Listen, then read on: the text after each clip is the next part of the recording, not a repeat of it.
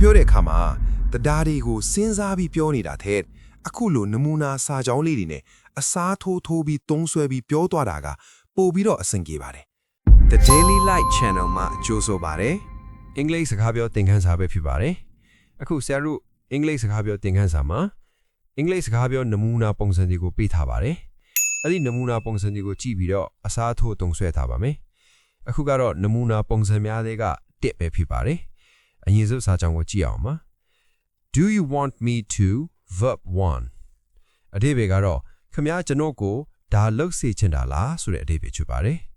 ကိုတည်ထားတဲ့ verb 1နေနဲ့အစားထိုးပြီးတော့သုံးဆွဲပါမယ် Do you want me to pick up the kids ခမကျွန်တော်ကိုကလေးတွေခေါ်သွားစေချင်တာလားခမကျွန်တော်ကိုကလေးတွေခေါ်သွားစေချင်တာလား Do you want me to fix your flat tire ခမကျွန်တော်ကိုကားတာယာပြင်ခိုင်းချင်တာလား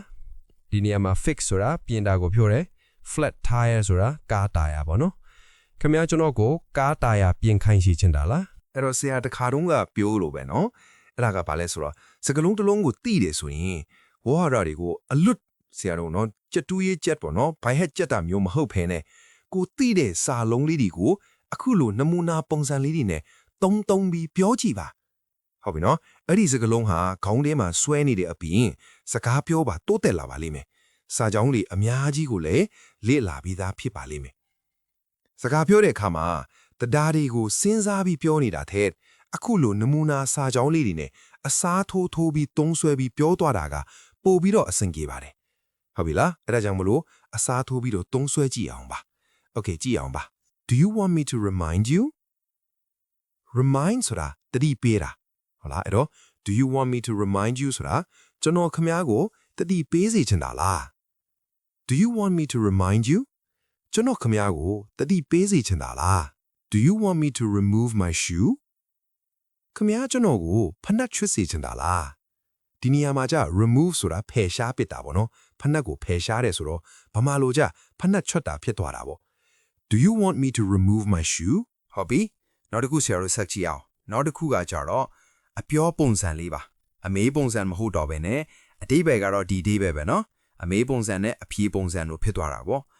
I want you to verb 1 verb 1နဲ့အစားထိုးမယ်ကျွန်တော်ခမ ्या ကိုဒါလှုပ်စေချင်တယ်ကျွန်တော်ခမ ्या ကိုဒါလှုပ်စေချင်တယ်လမ်းညွှန်မှုပေးတဲ့အခါမှာတုံးတယ်ပေါ့နော်ကျွန်တော်ခမ ्या ကိုဒါလှုပ်စေချင်တယ်ဟုတ်လားအဲ့တော့ဆရာတို့ကြည့်အောင် I want you to go to downtown ကျွန်တော်ခမ ्या ကိုမြို့ထဲသွားစေချင်တယ်ဗျာကျွန်တော်ခမ ्या ကိုမြို့ထဲသွားစေချင်တယ်ဟုတ်ပြီဆရာကြားထဲမှာတတိယတုံးလေးတစ်ခုပေါ့နော်စကားပြောတဲ့အခါမှာအရင်သင်ခန်းစာတွေတုန်းမှလည်းပဲဆရာပြောခဲ့ဖို့ပါတယ်နော်အဲ့ဒါကဘာလဲဆိုတော့စကားပြောတွတ်လက်ဖြစ်လောက်လုပ်တာပေါ့အဲ့ဒီခါမှာဆရာအယူဆအမှားတစ်ခုရှိပါတယ်အဲ့ဒီမှာကဘာလဲဆိုတော့ပုတ်နဲ့ဆရာတော့ဟုတ်လားစားကလေးတွေများပြောတာကိုမှ fluent ပေါ့နော် fluent ဖြစ်တယ်လို့သူတို့ကတချို့ကထင်ကြတယ်ပေါ့အဲ့ဒါဘာလဲဆိုတော့ဆရာတို့စဉ်းစားကြည့်အောင်စကားပြောတဲ့အခါမှာတိကောက်နဲ့တိကပုံတရံကြီးမတူပါဘူးဘလို့မတူတာလဲဆိုတော့တချို့ကစကားကိုလေးတွတ်ပြောတတ်တယ်တချို့ပုတ်ပဲပြောတတ်တယ်ဥပမာဆရာတို့စကားပြောတဲ့အခါမှာဗမာလိုမှာကိုကနည်းနည်းလေးတယ်ပေါ့နော်လေးတွတ်ဆန်းတယ်ပေါ့အဲ့ဒီခါမျိုးမှာအင်္ဂလိပ်စကားပြောတဲ့အခါမှာလည်းခက်လေးပဲပြောတတ်တယ်ဒါသူ့ရဲ့ဗီဇဇယိုင်းနဲ့ဆိုင်တယ်ဟလားဗီဇဇယိုင်းနဲ့သက်ဆိုင်ပါတယ်အဲ့လိုမဟုတ်ဘဲနဲ့စကားပြောလေးတဲ့လူတယောက်ကပုတ်ပြောဖို့ဆိုတာကတိတ်မလွယ်ပါဘူးသူ့ရဲ့ဇယိုင်းတွေနဲ့ဆိုင်တယ်ပေါ့နော်အဲ့ဒီခါမှာတချို့ဆရာတို့စကားပြောလေးတဲ့လူတွေကအဲ့လိုဆရာကျွန်တော်ဘလို့ပဲကျင့်အင်္ဂလိပ်စကားကိုမတွက်လာဘူးဆိုပဲအားမလို့အားမရဖြစ်တတ်ပါတယ်ဆရာရဲ့ဒီတင်တန်းတွေမှာလည်းပဲအခုလိုကြုံရပါတယ်အဲ့တော့စကားပြောတွက်လက်တယ်ဆိုတာတကယ်တမ်းကျတော့ဒီလေးတွတ်ပြောတတ်တဲ့သူကလည်းဖြည်းဖြည်းမှန်နဲ့ကိုပြောချင်တဲ့လူရင်းကိုဟုတ်လားထိရောက်အောင်ပြောနိုင်တယ်ဆိုရင်ဒါ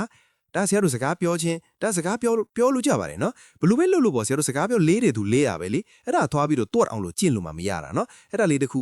အယူဆမှားလေးတစ်ခုပေါ့နော်တခါတော့ကလည်းဆရာတို့အင်္ဂလိပ်စာပါဖို့ခတ်တဲ့ရောက်နေဆရာတို့ဒီမှာတွေ့တော့အဲ့ဒီကိစ္စမေးဘူးတယ်ဒါက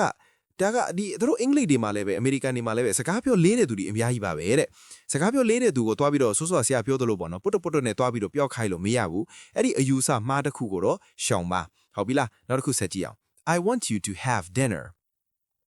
ကျွန်တော်ခင်ဗျားကိုညစာစားသွားစေချင်တယ်ဗျာကျွန်တော်ခင်ဗျားကိုညစာစားသွားစေချင်တယ် I want you to bring your car ကျွန်တော်ခင်ဗျားကိုမော်တော်ကားတီးလားမော်တော်ကားတည်လာစေချင်တယ်ဆိုတာမော်တော်ကားယူစားစေချင်တယ် bring ဆိုတာဒီနေရာမှာတည်ဆောင်လာတာယူဆောင်လာတာကျွန်တော်ခင်ဗျားကိုမော်တော်ကားယူလာစေချင်တယ် I want you to take a rest I want you to take a rest ကျွန်တော်ခင်ဗျားကိုအနားယူစေချင်တယ်ခေါ်ပြီးဆရာတို့ဆက်စဉ်းစားကြည့်အောင် I want you to sleep ကျွန်တော်ခင်ဗျားကိုအိပ်စေချင်တယ်ခင်ဗျားအရန်ပင်ပန်းလာပြီခရီးကအရန်ပင်ပန်းလာပြီကျွန်တော်ခင်ဗျားကိုအိပ်စေချင်တယ် I want you to sleep ဟာခင်ဗျားတကူလုံးညစ်ပြီးနေတာပဲကျွန်တော်ခင်ဗျားကိုရေချိုးစေချင်တယ် I want you to take a bath take a shower အဲ့လိုဆရာတို့သုံးလို့ရပါတယ်ဒီစာကြောင်းလေးတွေနဲ့အစားထိုးပြီးတော့သုံးကြည့်ကြအောင်ပါ The Daily Light Channel နဲ့အတူလေ့လာပေးတဲ့အတွက်ကျေးဇူးတင်ပါတယ်ဒီဗီဒီယိုကိုကြိုက်တယ်ဆိုရင် like လုပ်ပေးပြီးအင်္ဂလိပ်စာ lesson အသစ်တွေကိုမလွတ်စေဖို့ channel ကို subscribe လုပ်ထားပါနောက်ဗီဒီယိုမှာပြန်တွေ့ကြပါမယ်